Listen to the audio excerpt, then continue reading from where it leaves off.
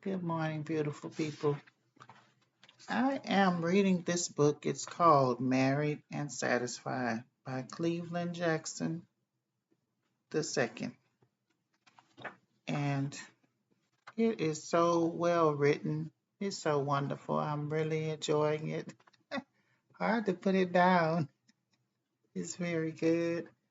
Um,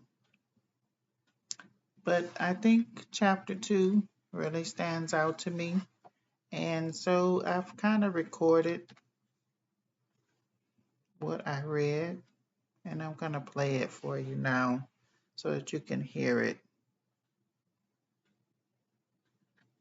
Many men do not know their way around the total woman, meaning their total being. She is a four-part being. She is physical, spiritual, mental, and emotional. We sometimes think that we already know all these things and how they operate.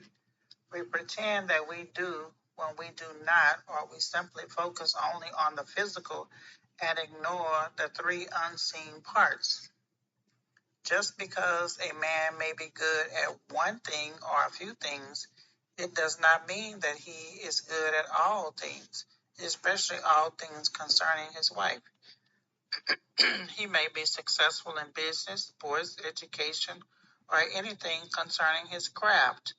Though he may even be financially successful, none of these traits carry over into relationships and marriage. Do not be fooled. If you had sex before marriage, or if you waited until the honeymoon and it was explosively good and satisfying, there is still more that should be satisfying. It takes a lot more to bring satisfaction to a marriage. Some men are not exactly sure what they want in a wife beyond great sex or one or two other things. This is also true for some women. They may have a very short list in their minds about what they want. They are then left accepting anything and living a very frustrated life. I remember making a list on a yellow legal pad when I was.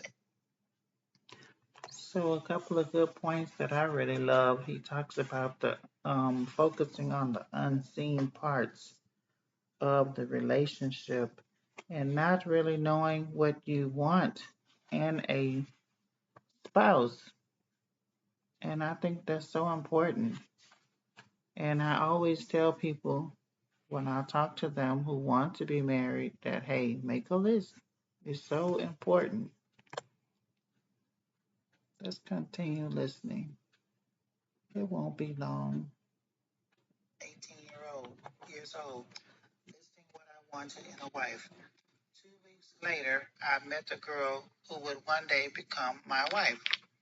I knew this because as we got to know each other, the things on my list began to unfold and reveal themselves to me.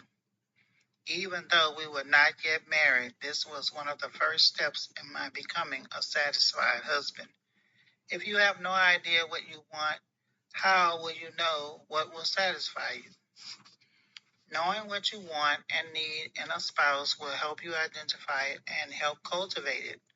If not, you will be left experimenting and trying to figure it out to make it happen. This is why a great number of men attempt to find satisfaction with their wives to the point of frustration and ultimately divorce. Some go on to experiment with several other women their whole lives. This is also true for some women. They are constantly seeking satisfaction to no avail.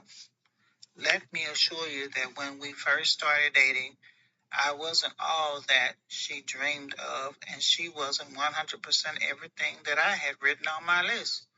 Most of the things were already there, and the others had the great potential to bloom like new flowers budding in springtime. As her potential husband, I would have to help cultivate these things in her and continue to do it in our marriage. We are instructed as husbands to live with our wives with knowledge and understanding. This means that I would have to become a student of my bride in our marriage if I were to become satisfied with her as my wife. That's another very good point. The Bible does tell husbands to dwell with their wives with knowledge and understanding. That can be difficult sometimes. Maybe you didn't have a father that was there. Maybe you didn't have someone who could help you.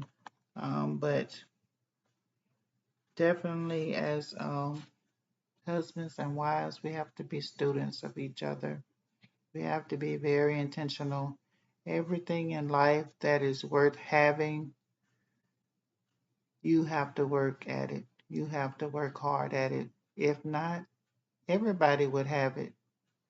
So it's the same for something that you've committed your entire life to.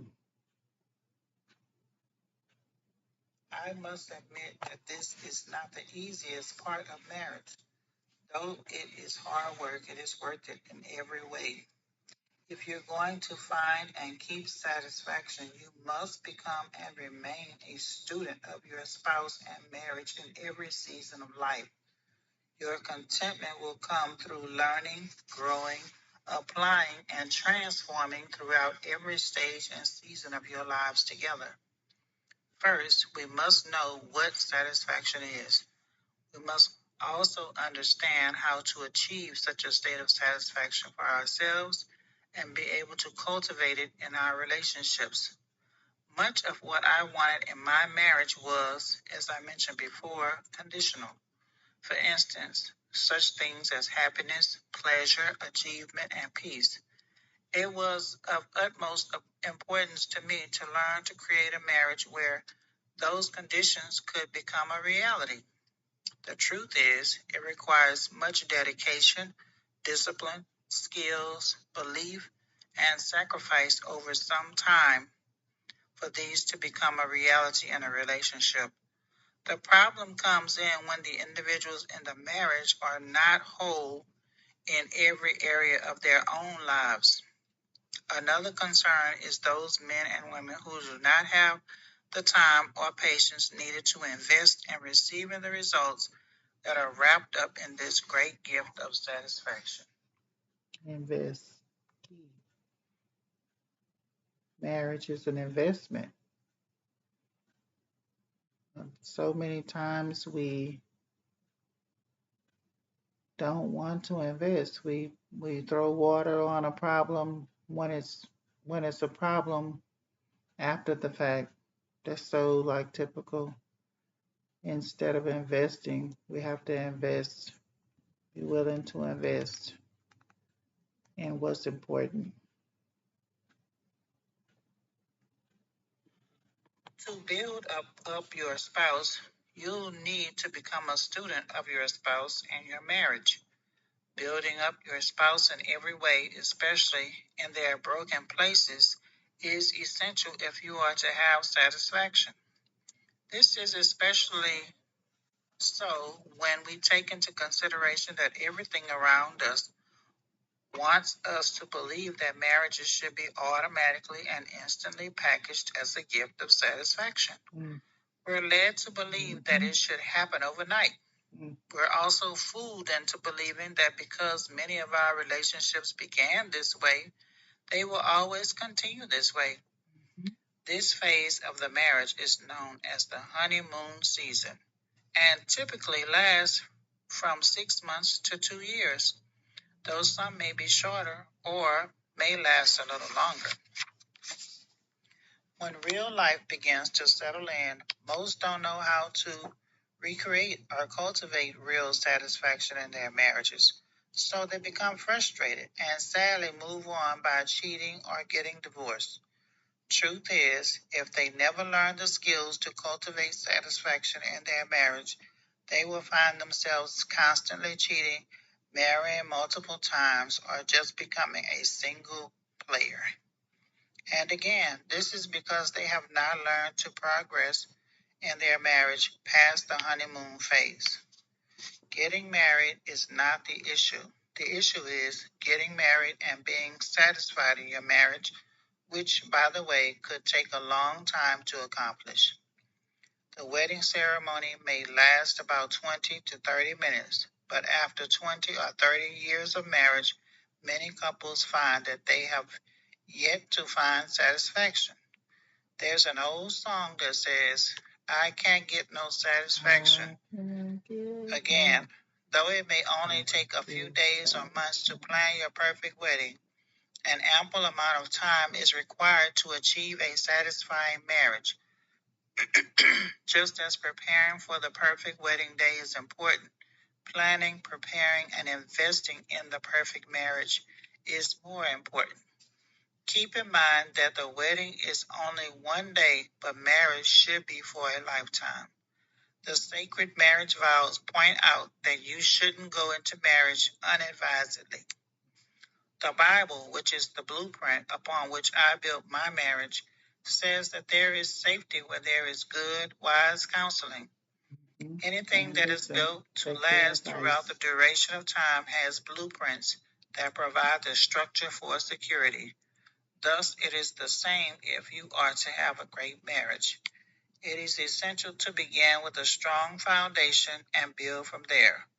Just as a large building or a 100-story skyscraper has a foundation that goes deep into the ground, you must also go deep into your heart and soul and remove faulty and unstable things.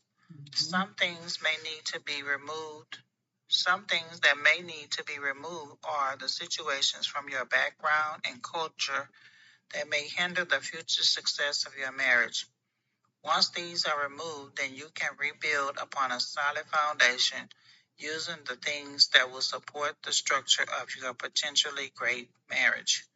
Just as cars, bridges, or buildings need maintenance, marriage also requires routine maintenance. A car will last hundreds of thousands of miles and keep you satisfied if you take care of it and keep it maintained. A bridge will carry many vehicles over large bodies of water if it is built right and maintained for its lifetime. This is also true for small or large buildings. Recently, there was a large building that fell in Florida, killing a lot of people because the maintenance was ignored for several years.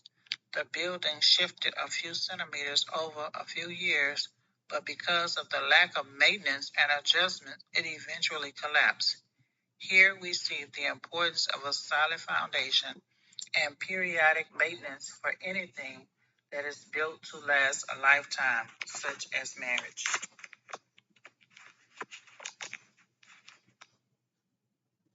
Wasn't that so amazing? Maintenance. You have to maintain anything, your body, your car, your children, definitely your marriage. Everything that you have to maintain it. And that takes time and perseverance. So I just wanted to share that with you guys. I hope that you will check this book out. I know it's on Amazon, but it's a wonderful read, and I think that it will be a blessing to your marriage and your family, and hopefully to your children. Just pass it along to those you know. And if your children see you in a healthy marriage, then they will have one as well. So it's a legacy book. Thank you so much for listening.